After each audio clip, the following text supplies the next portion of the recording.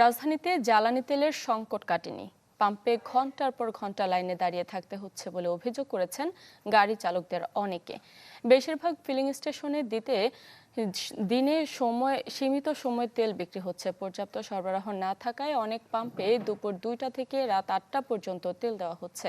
কোথাও কোথাও আবার রেশনিং পদ্ধতিতে সর্বোচ্চ 5 লিটার পর্যন্ত দেওয়া হচ্ছে মোটরসাইকেলে, আর প্রাইভেট কারে 2000 টাকার। দীর্ঘ অপেক্ষার পরও কাঙ্ক্ষিত জ্বালানি না পাওয়ার অভিযোগ করেছেন অনেকে।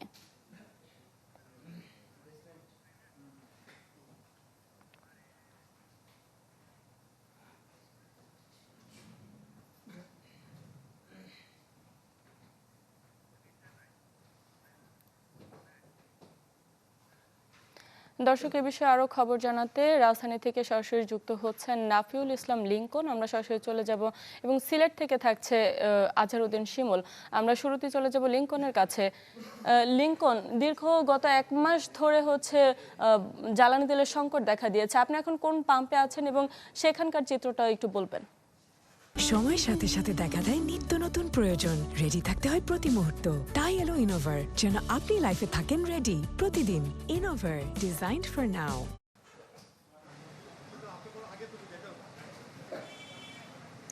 জ্বালানি তেলের সংকটের প্রায় 1 মাস পার হয়ে গেল। আমরা দেখছি যে ইরান, মার্কিন এবং ইসরায়েল যুদ্ধ যতই দীর্ঘস্থায়ী হচ্ছে, এই সংকটের তীব্রতা কিন্তু দিন দিন বাড়ছে।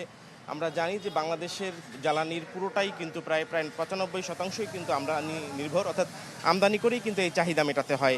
সেক্ষেত্রে অন্যান্য দেশ বা যেখানে এখনও জ্বালানি সংকটের যে তীব্রতা পড়েছে সেখানে দাম বৃদ্ধি করেছে বা বিভিন্ন কর্মসূচি হাতে নিয়েছে, স্কুল কলেজ শিক্ষা প্রতিষ্ঠান অন্য দেশে বা আমাদের প্রতিবেশী দেশগুলোতেও কিন্তু এই ধরনের ব্যবস্থা নেওয়া হচ্ছে। কিন্তু এখন পর্যন্ত কিন্তু আমরা বাংলাদেশে সেই সংকট মোকাবেলায় রাষ্ট্রীয়ভাবে কোনো সিদ্ধান্ত দেখিনি, কারণ সরকার বিভিন্নভাবে বলার চেষ্টা করছে দেশে কোনো জ্বালানি সংকট নেই এবং বাংলাদেশে যে জ্বালানির মোট চাহিদার প্রায় 60 থেকে 65% বলা হচ্ছে ডিজেল। এই ডিজেলের সংকট কিন্তু এখনও পর্যন্ত নেই বলেই সরকার বা সংসদে জ্বালানি মন্ত্রী দাবি করছেন। কিন্তু আমরা পাম্পগুলোতে দেখছি যে যারা বাইক আরোহী, যারা অকটেন বা পেট্রোল চালিত যানবাহনগুলো রয়েছে, তারা কিন্তু বিভিন্নভাবে সংকটে পড়ছেন এবং দিনের বিভিন্ন সময়ে তারা পাম্পগুলোতে 3 থেকে 5 লিটার পর্যন্ত অকটেন বা ডিজেল পাচ্ছেন। এই কারণেই সারা দিন শেষে যারা রাইড শেয়ার করেন তারা বেশি ভোগান্তিতে পড়ছেন এবং যারা দীর্ঘ 10 থেকে 15 কিলোমিটার দূরত্ব থেকে প্রতিদিন অফিসে যাতায়াত করে তাদের প্রতিদিনই কিন্তু তেল নিতে হচ্ছে বা অকটেন নিতে হচ্ছে।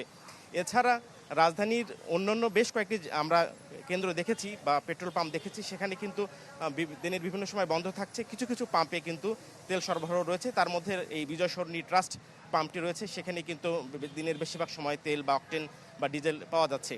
দর্শক, এই ছিল রাজধানীর বিজয় সরণি ট্রাস্ট পাম্প থেকে জ্বালানি সরবরাহের সর্বশেষ খবর। আমরা দর্শকে পরের সংবাদে আরও বিস্তারিত জানানোর চেষ্টা করব।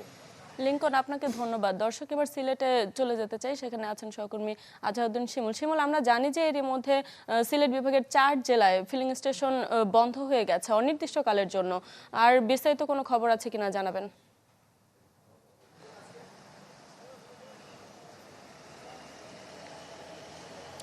শারমিন, দেখুন, দেশের 60টি জেলায় জ্বালানি তেল কিছুটা পেলেও সিলেটের যে 4টি জেলা রয়েছে, হবিগঞ্জ, সুনামগঞ্জ, মৌলভীবাজার এবং সিলেট, এই 4 জেলায় কিন্তু অনির্দিষ্টকালের জন্য যে পেট্রোল পাম্পগুলো রয়েছে সেগুলো বন্ধ ঘোষণা করেছেন পেট্রোল পাম্পের জেলা মালিকরা রয়েছেন।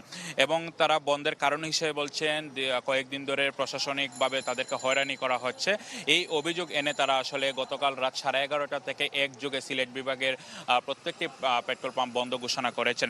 এবং তারা যে অভিযোগটি করছেন, তারা বলছেন প্রশাসন যে অভিযানগুলো দিচ্ছে সেই অভিযানকে তারা আক্ষরিক করতে হয়রানি বলছেন। তবে প্রশাসনের পক্ষ থেকে আমরা এখন পর্যন্ত আসলে কোনো বক্তব্য পাইনি। এই অন্যান্য অঞ্চলে কিছুটা হলো জ্বালানি তেল পেলেও কিন্তু সিলেটে এই অনির্দিষ্টকালে বন্ধ থাকার ফলে কিন্তু কোনো ধরনের আসলে জ্বালানি তেল সরবরাহ করা হচ্ছে না, যার কারণে আসলে যারা ভোক্তা পর্যায়ে গ্রাহকরা রয়েছেন তারা খুবই বিড়ম্বনা পড়েছেন। আমরা যে ফিলিং স্টেশনে আছি এখানে আমরা দেখেছি সকাল থেকেই সিএনজি যারা চালনা করেন তারাও আসলে বিপাকে পড়েছেন। তারা বলছেন তারা সিলেটের বিভিন্ন জেলা থেকে আসছেন, বিভিন্ন উপজেলা থেকে তারা আসছেন, তারা এখন আসলে গ্যাস না পেয়ে তারা অনেকটা বিপাকে পড়েছেন। এছাড়া যেসব যানবাহন পেট্রোল ডিজেল এবং অকটেনে চলে তারাও আসলে অনেকটা বিপাকে পড়েছেন।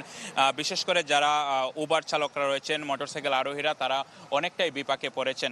তবে এখন পর্যন্ত আসলে কোনো পক্ষ থেকে আশ্বাস পাওয়া যায়নি। তবে মালিক পক্ষ আমাদেরকে জানিয়েছে যে প্রশাসনের সাথে বেলা 11টার দিকে তাদের একটি বৈঠক করার কথা রয়েছে। সেই বৈঠকে হয়তো কোনো নতুন সিদ্ধান্ত আসতে পারে। শারমিন। শিমুল, ধন্যবাদ আপনাকে। দর্শক, জ্বালানি সংকটের বিস্তারিত খবর জানাচ্ছিলেন আমাদের সহকর্মীরা।